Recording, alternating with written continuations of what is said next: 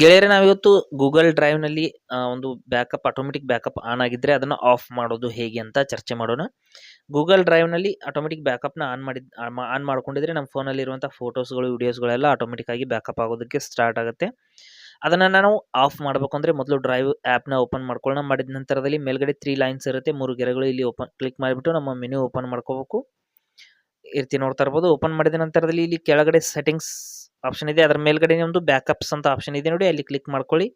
Backups ಮೇಲೆ click ಮಾಡಿದ ನಂತರದಲ್ಲಿ ಬ್ಯಾಕಪ್ ಸೆಟ್ಟಿಂಗ್ಸ್ ಅಂತ ಒಂದು ಆಪ್ಷನ್ ಬರುತ್ತೆ, ಅಲ್ಲಿ ಕ್ಲಿಕ್ ಮಾಡ್ಕೊಳ್ಳಿ.